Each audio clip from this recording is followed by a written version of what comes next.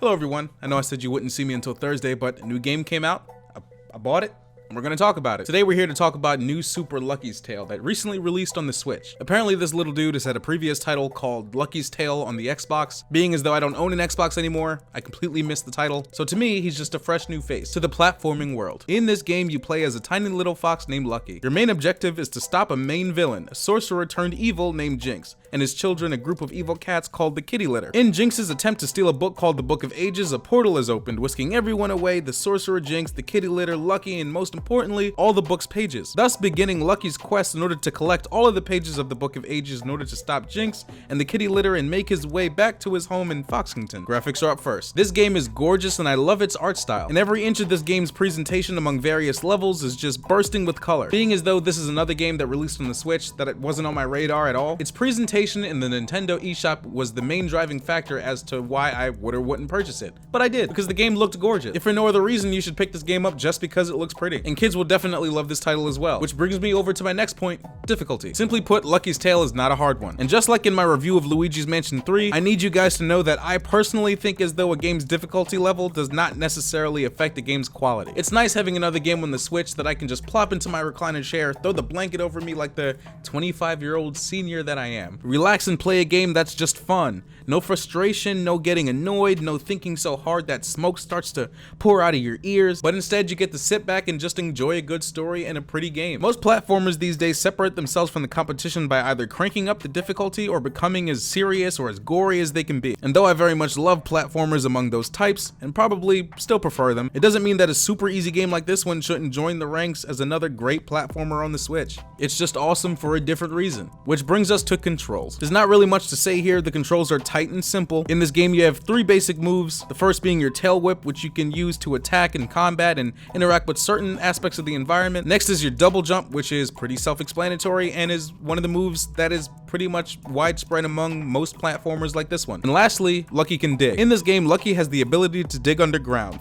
for seemingly, as far as I can tell, an unlimited amount of time. Now the digging mechanic is executed really well. There's not much more depth to it other than opening crates from below or collecting coins that can only be collected while burrowing or flipping plates. Oh, and actually the same inputs that allow Lucky to dig underground will also allow you to do a power slide. And that power slide move happens whenever Lucky is on a hard surface. The digging happens whenever Lucky is in grass or dirt. Each level has 4 clovers, which is one of the methods used to collect a page from the Book of Ages.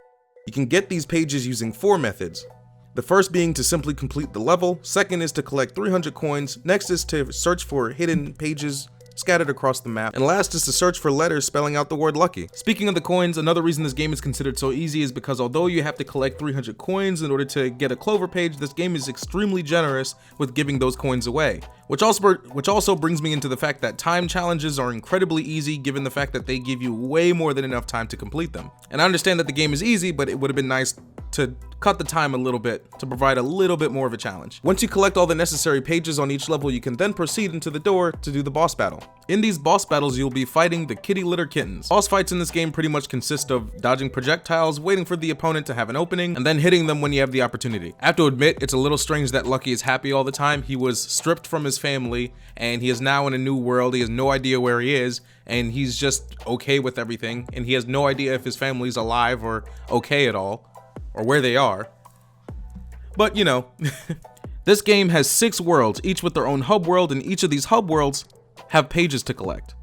You have 3 hearts, lose all 3, and you lose a life. And the game is extremely generous with giving you hearts, so you probably won't really die that much. There's many different styles of platforming found in this game, from 3D platforming to 2D platforming to top-down platforming and endless runner. Now the 2D levels feel a little bit uninspired or not really as fleshed out as the 3D levels, but the 3D levels are really what the game's all about. When taking a look at the Xbox One version of the game, I do have to mention the fact that this title seems much more at home on the Switch. Now when looking into the Xbox version of the game, again I don't have an Xbox so I just looked into it, it looks like the main issue that people had with that version of it was the camera. And based off what I'm seeing, it looks like that issue was addressed in the Switch version of it. I can say for certain that I didn't have an issue with the camera at all. In fact, I kind of just forgot about it.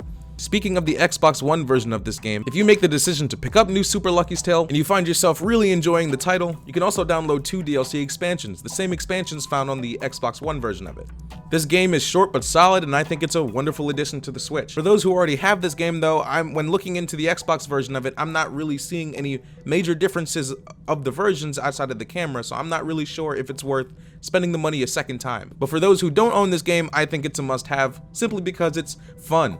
You can customize Lucky in a way that really reminds me of Mario Odyssey. Now let's wrap this thing up with sound, music, voice. There really isn't much to say here either, being as though this game is another platformer, and like most platformers, voice acting is pretty limited. But that being said though, the voice acting at the very beginning of the game during the explanation of the main plot was pretty spot on. The frequent but limited voice acting from Lucky himself sounds great. He just sounds like a fun little child fox having a great time in his journey. All the sounds in the game are executed just as well. Now the music in this game is okay, it's upbeat and it's very fitting for the title, but it's nothing memorable. But that being said though, all the various characters you'll come across throughout your playthrough definitely are. And there you have it. There's not really much to say about this game. It's well done, it's simple, and it's easy. It's not really meant to be that challenging, so what else can I say? The only negative I can really think about with New Super Lucky's Tale is the fact that due to it being so easy, it doesn't really provide a challenge, and due to that, you find yourself just kind of blowing through each level, and you'll finish the game rather quickly. Every level down to the boss fights in this game is extremely easy. This game won't be for everyone because it's so easy, but for people like me, I love to have a variety of different games on my console. Yes, it's great to be challenged in video games, and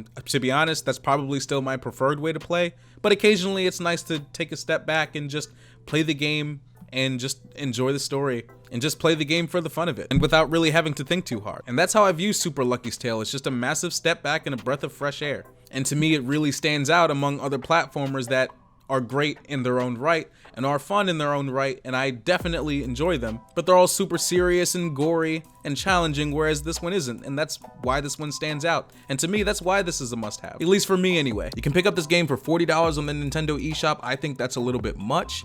I tried to be a little bit open to the idea of it being $40 just because most of the big titled games are like around 50 bucks. Considering this game is so easy and so short, I think the $39.99 price tag is a little bit high. So even though I do recommend this game, maybe wait for a sale. But again, given how easy it is, I can pretty much see it going on sale pretty quickly. Thank you guys so much for watching this video. Please consider a like, share, and subscribe, and please check out my Patreon. But most importantly, I hope you have a wonderful day. See you in the next one.